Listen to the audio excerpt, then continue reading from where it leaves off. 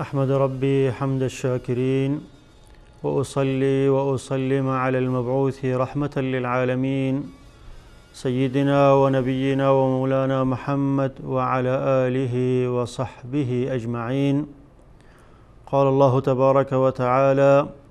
شهر رمضان الذي أنزل فيه القرآن هدى للناس وبينات من الهدى والفرقان فمن شهد منكم الشهر فليصم.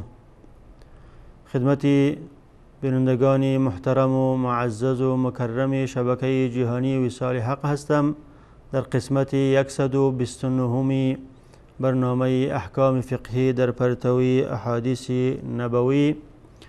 این قسمتی از برنامه ما به ادامه دو قسمتی گذشته در مورد احکام و آداب و فضائل روزه هست که در دو قسمت گذشته حکم روزه و حکمت از مشروعیتی از او و همچنین فضائل از او را در روشنای احادیث گهربار رسول اکرم صلی الله علیه وسلم خدمت شما بیان کرده بودم و ان شاء الله المتعال در این قسمت در مورد خصائص و ویژگی ها و فضائل ماه مبارک رمضان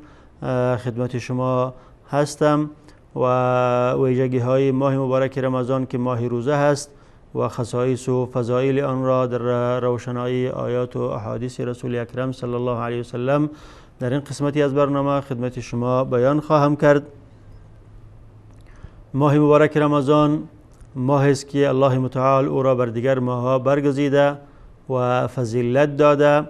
و دارای ویژگی ها و خصائصی است. الله متعال می فرماید: و ربک یخلق ما یشاء و یختار. پروردگار تو هر آنچه را که خواسته باشد پیدا میکند و هر آنچه را که خواسته باشد بر دیگر چیزها برمیگزیند. انسانها را الله متعال پیدا کرد و از بین انسانها انبیا و پیامبران علیهم السلام را برگزید و در بین پیامبران رسول اکرم صلی الله علیه و سلم را بر دیگر پیامبران و بر تمام مخلوقات برگزید و فضیلت داد و همچنین در بین روزهای هفته روز جمعه را بر دیگر روزها برگزیده و فضیلت داده و همچنین در اماکن و جاها مکه مکرمه و مدینه منوره را بر دیگر جاها فضیلت داده و مساجد را بر دیگر جاهای زمین فضیلت داده و در بین مساجد مسجد الحرام و مسجد نبی اکرم صلی الله علیه و سلم را فضیلت و برتری داده و همچنان در بین ماها که 12 ماه است در یک سال ماه مبارک رمضان را بر دیگر ماه الله تبارک و تعالی فضیلت و برتری داده و این ماه دارای ویژگی ها و خصائصی است که از جمله ویژگی ها و خصائص این ماه این است که این ماه روزه است. روزه که رکن چهارم از ارکان اسلام است. الله متعال این روزه را در این ماه فرض گردانیده. الله متعال می فرماید: یا ایها الذین آمنوا کتب علیکم الصیام کما کتب علی الذین من قبلکم لعلکم تتقون ایاما معدودات. ای مؤمنین روزه بر شما فرض گردانیده شده همچنان که بر امتی های سابق فرض گردانیده شده بود و این فرضیت این روزه در روزهای معدودی است و این روزهای معدود را در آیه دیگر که قبلا خدمتتان تلاوت کردم خداوند متعال بیان کرده که شهر رمضان الذي انزل فيه القرآن هدى للناس وبينات من الهدى والفرقان فمن شهد منكم الشهر فليصم. ماه مبارک رمضان ماهی است که در این ماه قرآن نازل شده. کسی که حضور پیدا میکند در این ماه را درک میکند باید این روزهای این ماه را روزه بگیرد. پس روزه که رکن چهارمی از ارکان اسلام است در این ماه گرفته می شود و این یکی از ویژگی ها و خصوصیات این ماه است. و ویژگی و خصوصیت دیگر این ماه این است که در این ماه قرآن کریم که مایه هدایت بشریت است نازل کرده شده. در آیه قبلی که خدمتتان تلاوت کردم، شهر رمضان الذي انزل فيه القرآن هدى للناس و بینات من الهدى والفرقان، این مطلب واضح و بیان شده است. و همچنین سوره قدر انا انزلناه فی لیلة القدر، این مطلب را بیان میکند که ما، خدا متعال میفرماید که ما قرآن کریم را در شب قدر نازل کردیم و شب قدر یکی از شبهای ماه مبارک رمضان است. و علاوه بر نزول قرآن کریم دیگر کتاب‌های آسمانی و همچنین دیگر صحف آسمانی در این ماه مبارک نازل کرده شده، همچنانه که امام احمد رحمت الله علیه روایت میکند که رسول اکرم صلی الله علیه و سلم فرمودند انزلت صحف ابراهیم فی اول لیلة من رمضان، صحفی که بر بالای ابراهیم علیه السلام نازل شده بود در شب اول رمضان نازل کرده شد. و انزلت التوراة على موسی فی 6 من رمضان، و تورات بر بالای موسی علیه السلام بعد از گذشتن 6 روزی از رمضان نازل کرده شد، یعنی در شب هفتم ماه مبارک رمضان. والانجیل ل13 خلت من رمضان، و همچنین انجیل بر بالای عیسی علیه السلام بعد از گذشتن 13 روز ماه مبارک رمضان، یعنی در 13 ماه مبارک رمضان نازل کرده شد. و انزل القرآن ل24 خلت من رمضان، و قرآن کریم بر رسول اکرم صلی الله علیه و سلم بعد از گذشتن 24 رمضان نازل کرده شد، یعنی در شب 25 رمضان که یکی از شبهای قدر است قرآن کریم نازل کرده شد. لذا نزول قرآن کریم و همچنین نزول تورات و انجیل و صحف ابراهیم در این ماه مبارک، در این ماه دلالت میکند بر فضیلت این ماه و یکی از ویژگی ها و خصوصیات این ماه مبارک است. و ویژگی و خصوصیت دیگری از این ماه این است که در این ماه الله متعال دروازه های جنت را بر روی تائبین، بر روی توبه کنندگان میگشاید و دروازه های جنت دوزخ را بسته میکند. و در حدیث شریف است، در حدیثی که متفق علیه است از حضرت ابو هریره رضی الله عنه، رسول اکرم صلی الله علیه و سلم فرمودند اذا دخل رمضان فتحت ابواب الجنه و غلقت ابواب الجحیم، هنگامی که ماه مبارک رمضان داخل می شود دروازه های جنت گشوده می شود بر روی مسلمان ها و دروازه های جهنم بسته می شود. و این فضیلتی از فضائل ماه مبارک رمضان است. و فضیلت دیگر و ویژگی دیگرش این است که در این ماه شیاطین و سرکش های جنهایی که سرکش هستند، مرده هستند، در این ماه با زنجیرها بسته کرده می شوند و انسانها، مسلمانها در امن و امان از شر این شیاطین و این جنهای سرکش می باشند در این ماه مبارک، در این ماه پربرکت و ماه رحمت. در حدیث متفق علیه روایت شده است از ابو هریره رضی الله عنه که رسول اکرم صلی الله علیه و سلم فرمودند اذا دخل رمضان فتحت ابواب الجنه و غلقت ابواب النار و سلسله الشیاطین، وقتی که رمضان داخل می شود، این ماه مبارک فرا می رسد،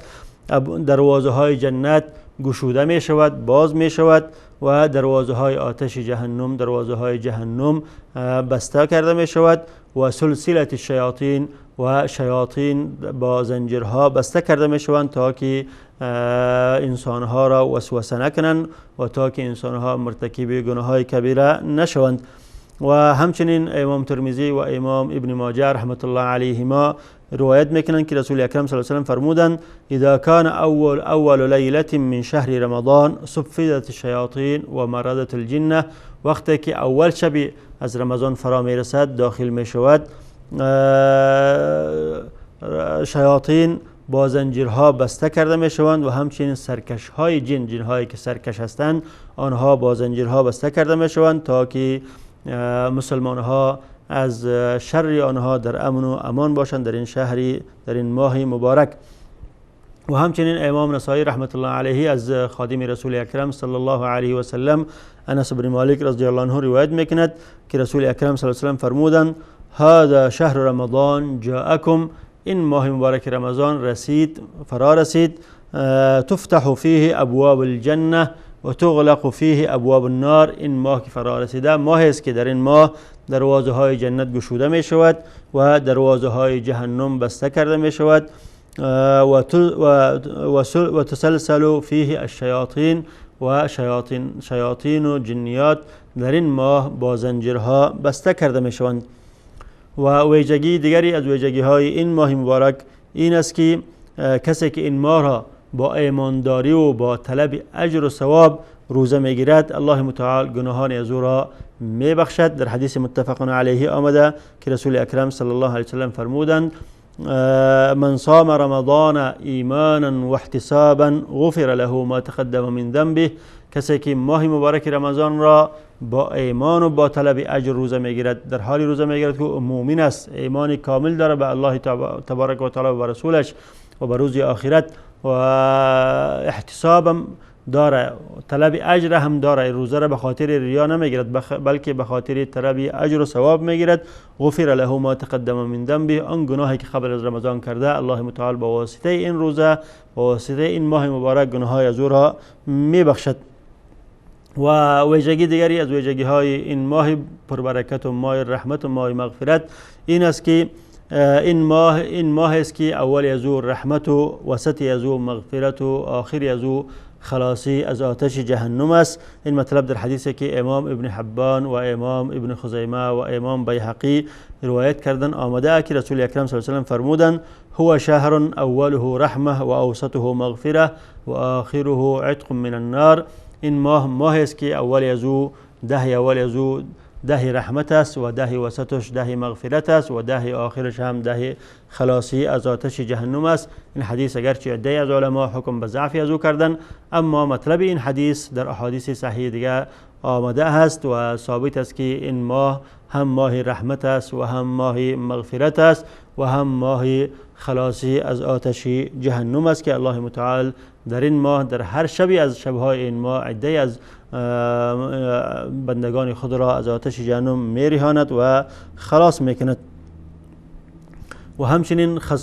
خصلت و ویژگی و فضیلت دیگری این ماه این است که روزه این ماه سبب بخشایش گناهان مسلمان هاست. امام مسلم از حضرت ابو هریره رضی الله عنه روایت میکند که رسول اکرم صلی الله علیه وسلم فرمودند الصلوات الخمس والجمعة الى الجمعة ورمضان الى رمضان مكفرات لما بينهن اذا اجتنبت الكبائر.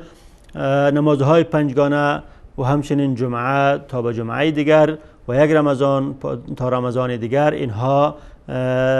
سبب بخشش گناهانی است که وقتی که انسان از کبایر اجتناب میکند دیگر گناههای صغیره که در بین یک رمضان و دیگر رمضان مرتکب میشود، در بین یک جمعه و دیگر جمعه مرتکب میشود، در بین یک نماز و دیگر نماز مرتکب میشود، این گناهها توسط نمازهای پنجگانه، توسط نماز جمعه و توسط روزه ماه رمضان بخشیده میشود. و ویژگی دیگری از ویژگی های این ماه مبارک، ماه رحمت و ماه مغفرت و ماه خلاصی از آتش جهنم این است که کسی که در این ماه یک عمره انجام میدهد مانند کسی است که یک حج کرده باشد. عمره در ماه مبارک رمضان ثواب و اجرش مانند ثواب و اجر یک حج است. امام مسلم رحمت الله علیه از ابن عباس پسر عم نبی صلی الله علیه و سلم روایت میکند که رسول اکرم صلی الله علیه وسلم فرمودند عمره فی رمضان تعدل حجه. یک عمره در رمضان مساوی است با یک حج، یعنی ثواب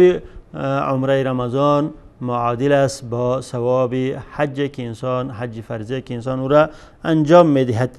و ویژگی دیگری از ویژگی های این ماه مبارک این است که در این ماه شبی است که عبادت در آن شب بهتر است از عبادت 1000 ماه که او شب قدر است. و رسول اکرم صلی الله علیه و سلم فرمودند که این شب را شما در 10 اخیر این ماه بجویید و در شبهای طاقی از او که شب 21 و شب 23 و شب 25 و شب 27 و شب 29 هست و این شب متنقل است در بین شبهای طاق 10 اخیر ماه مبارک رمضان. الله متعال فرمود انا انزلناه فی لیلة القدر و ما ادراک ما لیلة القدر لیلة القدر خیر من 1000 شهر. ما این قرآن را در شب قدر نازل کردیم و عبادت در شب قدر افضل و بهتر است از عبادت 1000 ماه که معادل می شود با 83 سال یا کم و بیشتر. که یک عمر انسان است، که کسی که این شب را درک میکند، عبادت در این شب ثواب اجر و ثوابش به مانند عبادت کسی است که به یک عمر 83 سال یا کم و بیشتر عبادت کند. ابن کثیر رحمت الله علیه فرمودند که ای العمل فیه خیر من العمل من 1000 شهر لیس فیها لیلة القدر. کسی که در این شب عبادت میکند، این شب را درک میکند و این شب را در عبادت میگذراند، عبادت این شب بهتر است از عبادت 1000 ماهی که در او شب قدر نبوده باشد. و همچنین امام نسائی رحمت الله علیه از حضرت ابو هریره رضی الله عنه روایت میکند که رسول اکرم صلی الله علیه و سلم فرمودند فیه لیلة خیر من 1000 شهر من حرم خیرها فقد حرم. در این ماه شبی است که عبادت در آن شب بهتر است از عبادت 1000 ماه و کسی که از این شب محروم کرده شود او واقعا شخصی محروم است. و کسی که این شب را در خواب تیر کند، در غفلت تیر کند و عبادت نکند و این شب در لهو و لهب و در خواب تیر شود و از این شب محروم بماند، اون انسان واقعا محروم است که از رحمت و از مغفرت و از جنت الله متعال محروم مانده است. این بود عده از ویژگی ها و خصائص این ماه مبارک که بعد از دیدن یک میان برنامه کوتاه خدمت شما ویژگی های دیگری از این ماه را در روشنایی احادیث گهربار رسول اکرم صلی الله علیه و سلم بیان خواهم کرد. با ما باشید.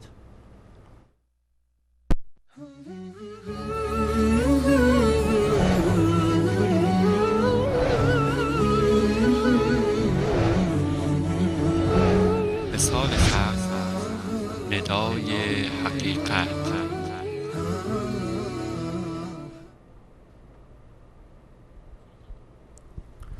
بسم الله الرحمن الرحیم. با سلام و احترامات مجدد خدمت شما عزیزان و ارجمندان هستم. قبل از میان برنامه خدمت شما عزیزان تعدادی از ویژگی ها و خصائص و فضائل ماه مبارک رمضان، ماه مغفرت و ماه رحمت و ماه آزادی از آتش جهنم را در روشنایی احادیث گهربار رسول اکرم صلی الله علیه وسلم بیان کردم. و همچنین از خصائص و ویژگی های این ماه این است که در این ماه الله متعال نمازی را مشروع گردانیده در شبهای این ماه که او نماز تراویح است و این نماز از جمله اسباب بخشش گناه است که توسط این نماز الله متعال گناهان بندگان خود را می بخشد. در حدیث متفق علیه از حضرت ابو هریره رضی الله عنه آمده رسول اکرم صلی الله علیه وسلم فرمودند من قام رمضان ایمانا و احتسابا غفر له ما تقدم من ذنبه. کسی که رمضان را قیام میکند از روی ایمانداری و احتسابی، شبهای رمضان را در قیام میگذراند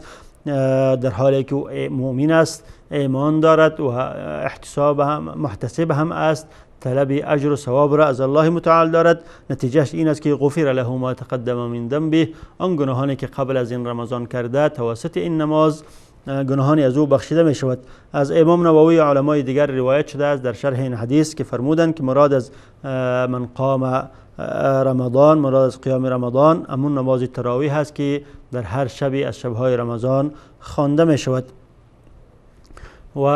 ویژگی دیگری از ویژگی های این ماه مبارک، این ماه با برکت این است که الله متعال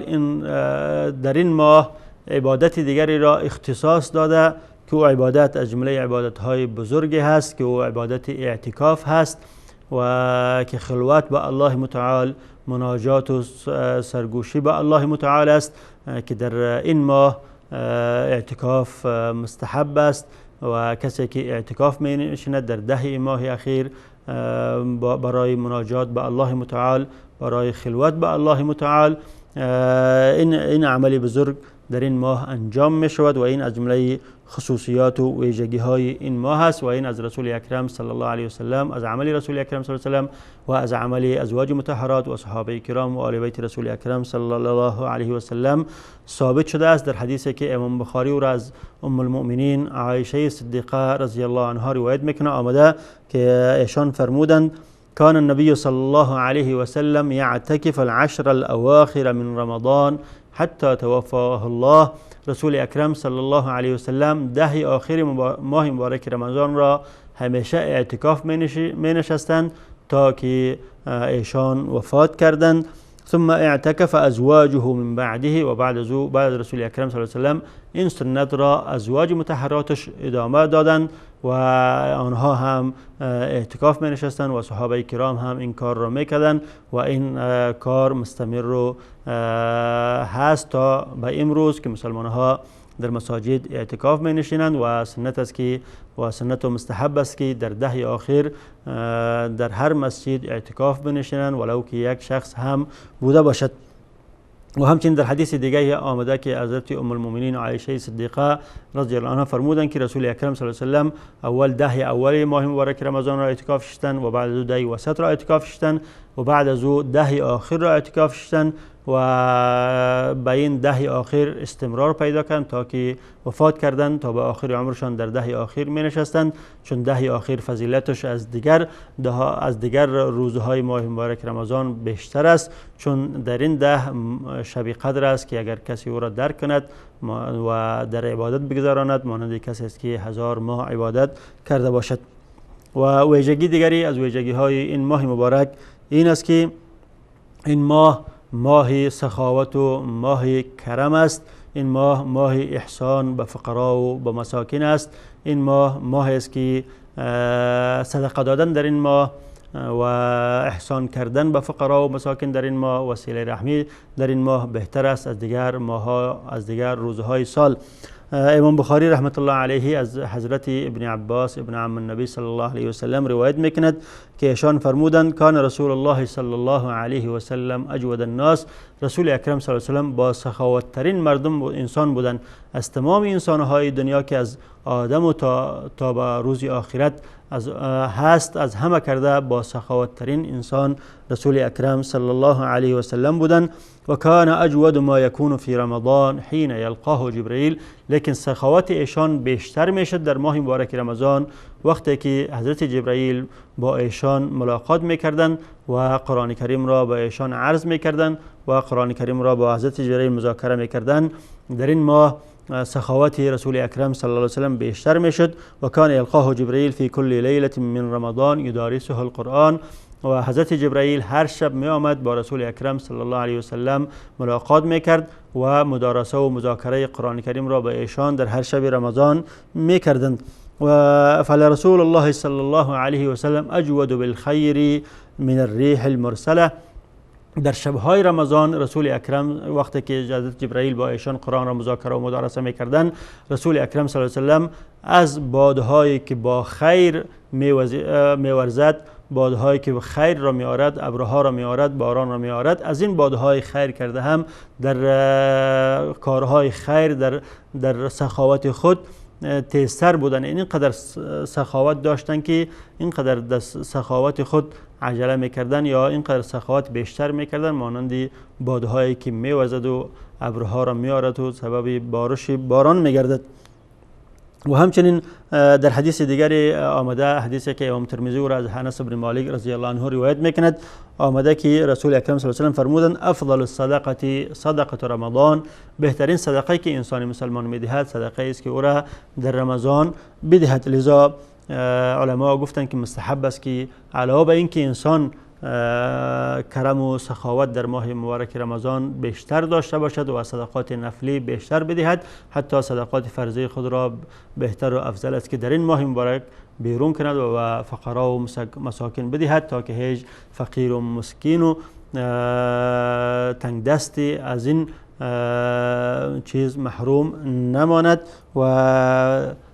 خیر و رحمت این ماه مبارک را لمس کند، درک کند و از او بهره ببرد. چون این ماه مبارک گفتم همچنان که ماه با فضیلت است، وقتی که این سه خصلت در یک انسان مسلمان پیدا شد که او خصلت روزه هست و خصلت قیام اللیل است و خصلت صدقه است، این سه خصلت، این سه ویژگی انسان را به الله متعال میرساند و معیت الله متعال را انسان مسلمان حاصل میکند. لذا از بعضی از سلف صالح روایت شده که ایشان فرمودند الصلاة توصل صاحبها الى نصف الطریق. نماز صاحب خود را به نیمی راه میرساند و الصدقه والقیام یوصله الى باب الملک. و قیام شب و الصیام یوصله الی باب الملک، و روزه او را تا به دروازه ملک الملوک که الله متعال است تا به آنجا میرساند. و الصدقه تأخذ بیده فتدخله علی الملک، و صدقه که از دستی از او را گرفته به الله متعال او را میرساند و معیت خاصی الله متعال را او حاصل میکند. وقتی که انسان در این ماه کرم و در این ماه رحمت و در این ماه مغفرت این سه خصلت را بتواند که از خود کند که او خصلت روزه روز است و قیام شب است و صدقه و احسان و سخاوت با فقرا و مساکین است، این سه خصلت را وقتی که انسان در این ماه مبارک رمضان کمایی کند، از آن خود کند، میتواند که معیت خود را به الله متعال برساند و معیت خاصی الله متعال را کسب کند. و ویژگی دیگری از ویژگی های این ماه مبارک این است که این ماه آزادی از آتش جهنم است. همچنان که قبلا گفتیم که قسم در احادیث صحیحه ثابت شده که همچنان که این ماه رحمت و ماه مغفرت هست، ماه آزادی از آتش جهنم هم است. امام ترمذی رحمت الله علیه از حضرت ابو هریره رضی الله عنه روایت میکند که رسول اکرم صلی الله علیه و سلم فرمودند: اذا دخل رمضان ينادي مناد يا باغي الخير أقبل ويا باغي الشر أقصر ولله عتقاء من النار وذلك كل ليلة. هنگامی که ماه مبارک رمضان فرا می رسد، اولین شب ماه مبارک رمضان داخل می شود، صدای از آسمان صدای از آسمان می آید، از آسمان صدا زده می شود که یا باغی الخیر اقبل، ای کسی که خیر می خواهی، ای کسی که خواهان خیر هستی، رو آر که این ماه خیر و ماه برکت و ماه رحمت است. و یا باغی الشر اقصر، کسی که تو خواهان شر هستی از این کار خود باز بست، چون این ماه است که در این ماه شیاطین و جنیات با زنجیرها بسته کرده می شوند تا که تو از شر از آنها در امان بمانی. بعد از او فرمودند ولله عتقاء من النار، الله متعال در این شب کسانی را از آتش جهنم آزاد میکند. هر شبی از شبهای جهنم، هر شبی از شبهای ماه مبارک رمضان الله متعال در آن آزاد کنندگانی از آتش جهنم دارد که یک تعدادی از بنده های خود را در هر شبی از این شبهای این ماه مبارک از آتش جهنم آزاد میکند و میرهاند. و ویژگی دیگری از ویژگی های این ماه این است که این ماه صبر است و صبر با تمام معنا در این ماه تحقیق پیدا میکند، هم صبر حسی و هم صبر معنوی. چون ماه رمضان که معنای لغویش به معنای امساک و به معنای بازداشتن یا به معنای ممانعت هست، ماه مبارک رمضان یا روزه ماه مبارک رمضان همچنانه که امساک و بازداشتن از چیزهای حسی هست و امساک و بازداشتن از چیزهای معنوی هم است. همچنانه که انسان مسلمان خود را از خوردن و نوشیدن و از جماع کردن باز می‌دارد در این ماه مبارک رمضان، خود را از دروغ گفتن و از دشنام دادن و از ارتکاب گناه‌های صغیره و کبیره باید باز بدارد و با بازداشتن خود از خوردن و نوشیدن و از جماع کردن و همچنین از نه مرتکب شدن گناهان صغیره و کبیره و نه مرتکب شدن دروغ گفتن و تهمت زدن و جنگ و جنجال کردن، جدا کردن با مسلمان ها، با این چیز میتواند که تمام انواع صبر را به دست بیارد که او صبر به طاعات است و صبر به معاصی است و صبر به اقدار و تقدیرات الهی است. وقتی که انسان با روزه گرفتن در این ماه مبارک رمضان انواع صبر را به دست میگیرد و خود را از جمله صابرین میگرداند، امین است که الله متعال میفرماید انما یوفی الصابرون اجرهم بغیر حساب، نیست جز اینکه الله متعال صابرین را اجر و پاداش آنها را بدون حساب برای از آنها میدهد. لذا انسان روزدار میتواند که صبر و اجر و پاداش خود را بدون حساب از الله متعال بگیرد یا الله متعال اجر و پاداش انسانی روزدار را که اون انسان صابر هست بدون حساب میبخشد. و ویژگی دیگری از ویژگی های این ماه مبارک این است که این ماه دعا هست و در این ماه اوقاتی است که الله متعال دعای انسان بنده مسلمان را قبول میکند و خود روزه یکی از وسایل قبول دعاست. یکی از چیزهایی که قبول دعا می شود در آن یا الله متعال دعای از او را رد نمیکند دعای صائم و دعای روزدار است. رسول اکرم صلی الله علیه و سلم در حدیث صحیح فرمودند، در حدیثی که امام احمد را روایت میکنند، فرمودند ثلاثه لا ترد دعوتهم، سه شخص است که دعای آنها رد نمی شود، الصائم حتی یفطر، روزدار و حتی اینکه تا اینکه افطار کند، شخصی که با دهان روزه هست، در حالت روزه هست، دعا میکند، الله متعال دعای از او را رد نمیکند و مورد اجابت